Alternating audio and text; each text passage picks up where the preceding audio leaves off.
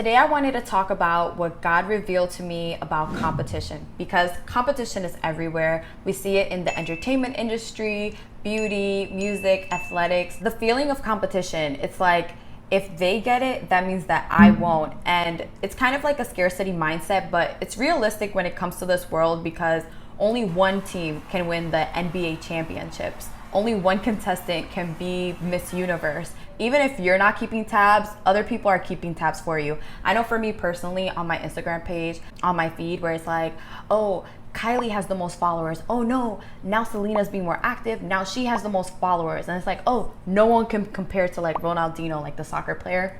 But what God revealed to me is that when it comes to my God-given purpose, and when it comes to something that God told me yes to, there's no competition for me in that area.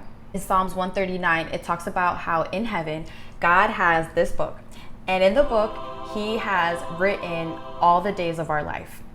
And then in Ephesians chapter 2, it talks about how he prepared good works that we should walk in beforehand. Now, these are things that God did individually for each and every one of us. No one can take that away from us except God, because he's the one that gave it to us. That means no demon, no person, no enemy, nobody who hates you can take that away from you. I've been in this position myself where it's like God placed in your heart something for you to do. He inspired you to do something or to pursue something, but we can be afraid to go after it because it feels like whatever we're going after is super saturated and there's so much competition in there already. So what's the point of me even trying? And a lot of times we don't even try because we fear failure awaiting us at the other side. We fear rejection. So in order to avoid it, we don't try at all. I actually wanted to give you 2 testimonies where God really showed out for me.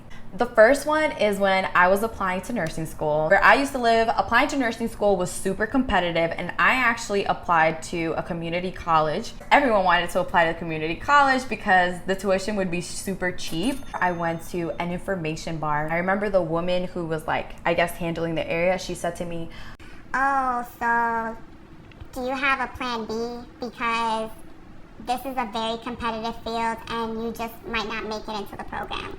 And honestly, I don't even think this woman meant it in a malicious way. She was probably honestly looking out for me. I just remembered like I applied and I worked really hard. I did really good in my courses and I made it into the nursing program. So that's my first testimony. But the second one, this is the real one. We're now looking for jobs in preparation for when we're graduating. At the time, I was working as a nursing assistant in a hospital. One of my schoolmates, we were both working at this hospital as nursing assistants, and we actually worked on the same floor. There was this job that I found online, and reading the description, I was like, oh my gosh, this is the perfect job because they're accepting fresh like nursing students, and the experience that I would get on this floor would be phenomenal to my resume. I ended up applying, and when I go to work, I remember I was telling it to my classmate slash coworker, and she said, "Oh my gosh, I applied to that position too." And I remember in my mind, I was like, oh my goodness, because there was only one opening.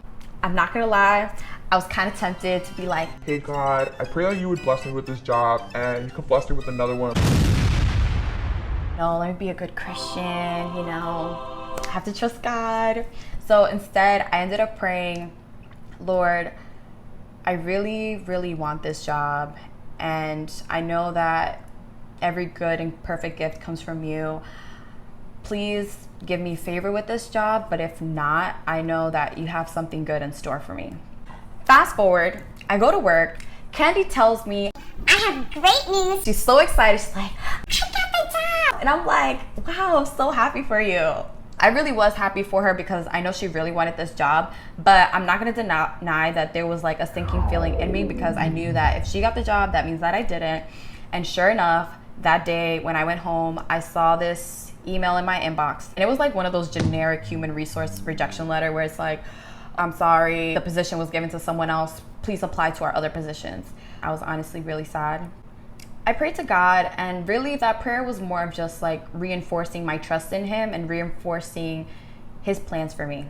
I'm so glad I prayed that because the next day I got a personal email from Human Resources, and the email went something like, hey, the manager that you had an interview with had such a great impression of you that even though there is no position for you on the floor, we will make one for you.